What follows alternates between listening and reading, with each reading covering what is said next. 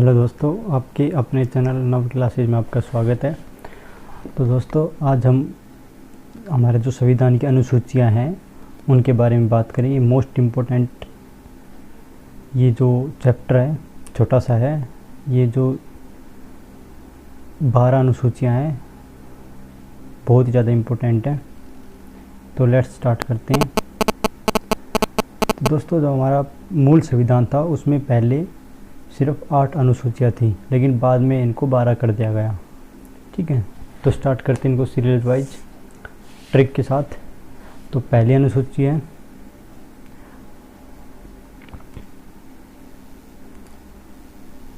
प्रथम अनुसूची की बात करें।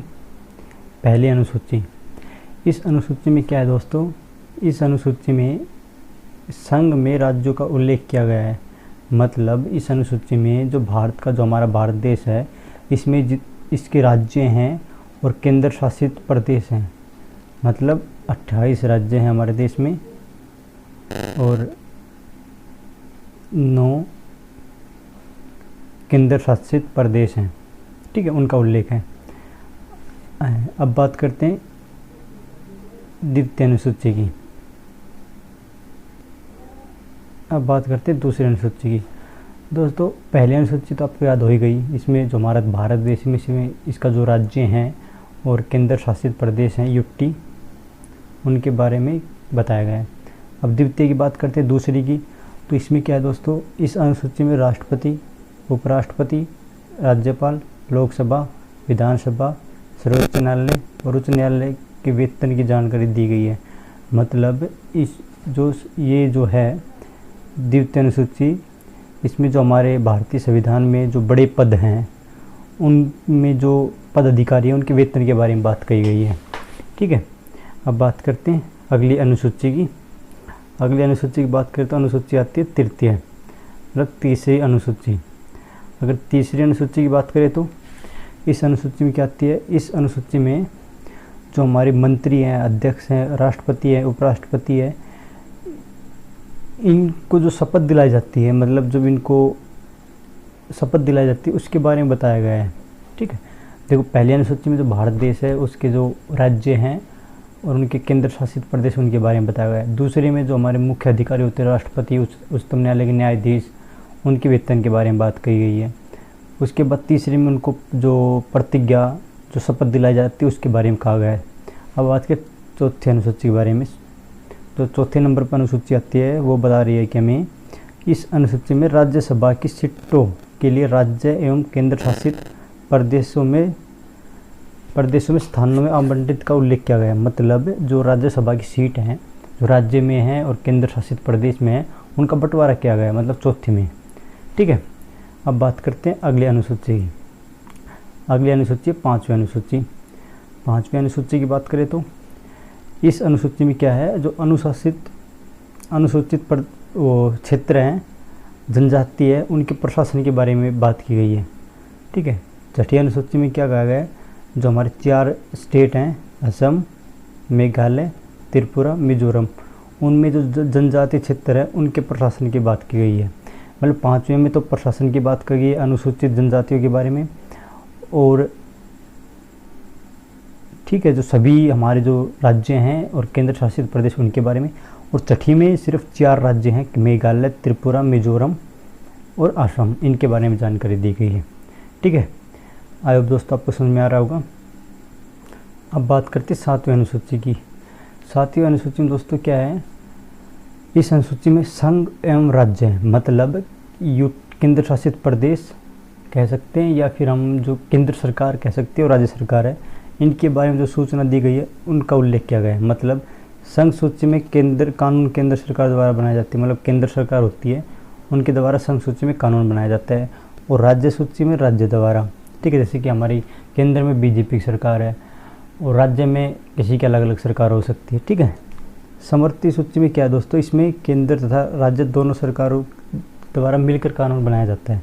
ठीक है, और इस अनुसूची में मतलब समवर्ती सूची में मोस्ट इम्पोर्टेंट है, इसमें दोनों सरकारें मिलकर काम करती है और 47 विभाग है। और जो समवर्ती सूची का जो हमें उल्लेख लिया गया है दोस्तों, ये हमें ऑस्ट्रेलिया से लिया गया है। ठीक है, ऑस्ट्रेलिया की संविधान से हमने ये चीज़ ली गई है। ठीक है, अब बात करते हैं अगली अनुसूची की। 8वें नंबर पे जो अनुसूची आती है, 8वें की बात करें तो इसमें क्या है दोस्तों, इस अनुसूची में भारत की 22 भाषाओं के बारे में बताया गया है। और इस अनुसूची में मतलब 22 भाषाओं के बारे में बताया गया है। और पहले हमारे मूल संविधान में 14 ही भाषाएं थी, मतलब अभी 14, पहले 14 थी और अब उनको बढ़ा के 8 बढ़ा के 22 कर दिया गया। मतलब जब संविधान हमारा स्टार्ट हुआ तो 8 ही भाषाएं थी। उसके बाद 1967 में जो सिंधी भाषा था उसको बनाया गया, उसके बाद 92 में, फिर 2003 में, ऐसे करके सभी भाषाओं को जोड़ा गया। अब बात करते हैं अगली अनुसूची की।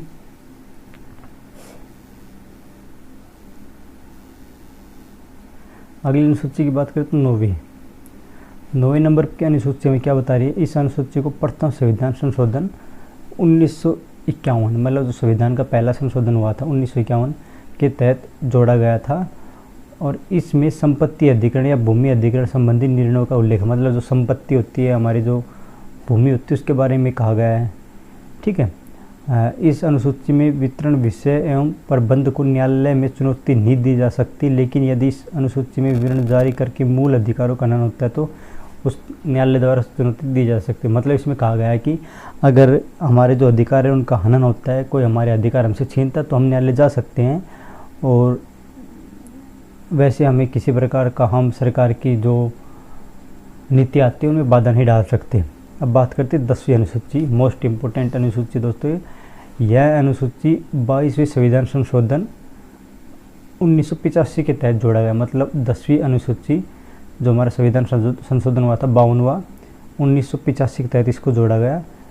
इसमें है ना दल बदल से संबंधित प्रावधानों का उल्लेख है। दल बदल से संबंधित मोस्ट इम्पोर्टेंट क्वेश्चन दोस्तों, स्टार लगा देता हूँ। दल बदल से संबंधित इसमें जो उल्लेख किया गया है 10वीं अनुसूची में। अब बात करते हैं अगली अनुसूची की।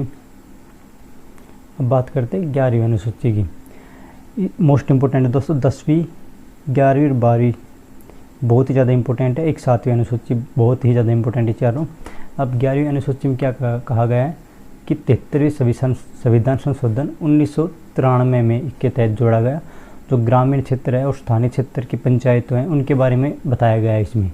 ठीक है, और 12वीं अनुसूची में 74वीं है 12वीं, और 1993 में ही जोड़ा गया। इसमें क्या है, शहरी स्थानीय, ठीक है, जो नगर पालिकाएँ होती है उनके बारे में बताया गया है। ठीक है, मतलब 11वीं में सिर्फ ग्रामीण के बारे में बताया गया है, और जो 12वीं है उसमें शहरों के बारे में बताया गया है। तो आए दोस्तों आपको समझ में आ गया होगा। एक बार मैं आपको रिवाइज करा देता हूँ फटाफट। पहली अनुसूची में क्या है, हमारे जो देश है उसके राज्य और केंद्र शासित प्रदेश उनके का उल्लेख है। द्वितीय में जो हमारे अधिकारी है, राज्यसभा, लोकसभा, उपराष्ट्रपति, राष्ट्रपति, इनके वेतन के बारे में, पेंशन के बारे में। तीसरे पे है दोस्तों जो हमारे मंत्री है, उच्चतम न्यायालय, इनके जो न्यायाधीश होते हैं इनको शपथ दिलाया जाता है, उनके बारे में। चौथी अनुसूची में दोस्तों क्या है कि राज्यों तथा संघीय क्षेत्रों की राज्यसभा में प्रतिनिधित्व का वर्णन, मतलब जो राज्यसभा में कौन से सदस्य कहाँ से आएंगे उसका विवरण है। और 5वीं में अनुसूचित जनजाति के बारे में। और 6ठी अनुसूची में असम, मेघालय, त्रिपुरा, मिजोरम मोस्ट इम्पोर्टेंट है 6ठी अनुसूची। 7वीं में केंद्र शासित प्रदेश के बारे में और राज्य सूची एवं संघ सूची के बारे में बताया गया है। समवर्ती सूची हमें ऑस्ट्रेलिया से ली गई है, हमें याद होना चाहिए, मोस्ट इम्पोर्टेंट है। और कानून का अधिकार भी समवर्ती सूची के अंतर्गत ही आता है, मोस्ट इम्पोर्टेंट है। शिक्षा का अधिकार। और 8वीं अनुसूची में भाषाओं का विवरण है, 22 भाषाओं का। 9वीं अनुसूची में संपत्ति के बारे में है। 10वीं अनुसूची में दल बदल के बारे में। 11वीं में पंचायती राज के बारे में। और 12वीं में स्थानीय निकाय, जो शहरी निकाय, नगर पालिका होते हैं उनके बारे में। तो आई होप दोस्तों आपको समझ में आ गया होगा। अगर आपको ये वीडियो पसंद आई है तो लाइक कीजिएगा, सब्सक्राइब कीजिएगा और शेयर करना ना भूलें। थैंक यू दोस्तों।